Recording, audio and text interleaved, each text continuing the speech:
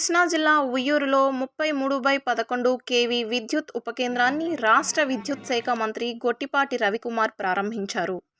ఈ కార్యక్రమంలో మచిలీపట్నం పార్లమెంట్ సభ్యులు బాలశౌరి మరియు స్థానిక శాసనసభ్యులు బోడే ప్రసాద్ పాల్గొన్నారు. గొట్టిపాటి రవికుమార్ కూటమి ప్రభుత్వ హయాంలో విద్యుత్ సర్ఛార్జీలు ఎక్కువగా వేస్తున్నారంటూ వస్తున్న అపవాదును తీవ్రంగా ఖండించారు. ఈ సందర్భంగా ఆయన మాట్లాడుతూ విపరీతంగా విద్యుత్ ఛార్జీలు పెంచుతున్నామని సాక్షి పేపర్ అబద్ధపు ప్రచారం చేస్తుందని విమర్శించారు. కూటమి ప్రభుత్వం అధికారంలోకి వచ్చాక ఒక్కసారి కూడా కరెంట్ ఛార్జీ పెంచలేదని, భవిష్యత్తులో కూడా ఛార్జీలు పెంచే ఉద్దేశం లేదు అని మంత్రి మనోహర్ స్పష్టం చేశారు. గత ప్రభుత్వం చేసిన తప్పిదాల మూలంగా ప్రజలపై ఇప్పుడు భారం పడుతుందని, దాని కారణంగానే ప్రజలపై 20,000 కోట్ల భారం పడుతుందని వివరించారు. ప్రజలు ఒక్కసారి అవకాశం ఇస్తే గత ప్రభుత్వం రాష్ట్రాన్ని 20 ఏళ్లు వెనక్కి నెట్టిందని ఘాటుగా విమర్శించారు.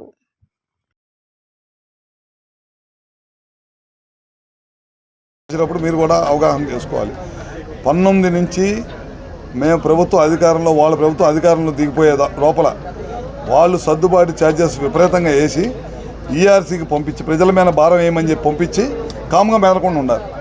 అవే ఆ ఛార్జెసే ఇవాళ కూడా పడుతున్నాయి. మా ప్రభుత్వం ఈ ఒక్క నిమిషం నేను వినాలబ్బా, ఈ ప్రభుత్వం అధికారంలోకి వచ్చి 2024-25 తర్వాత మా ప్రభుత్వం అధికారంలోకి వచ్చిన తర్వాత కూటమి ప్రభుత్వం ఒక్క రూపాయి కూడా ప్రజల మీద భారం వేయలేదు. చెప్పేది మొత్తం కూడా ఇవన్నీ కూడా అప్పుడు గవర్నమెంట్లో వేసినాయి. 2022, 23, 24 సర్దుబాటు ఛార్జెస్ ఇందాక చెప్పాను, మొన్న చెప్పాను, ఇప్పుడు చెప్తున్నాను. ఈ ప్రభుత్వం అయితే కట్టుబడి ఉంది ఛార్జీలు పెంచకూడదని.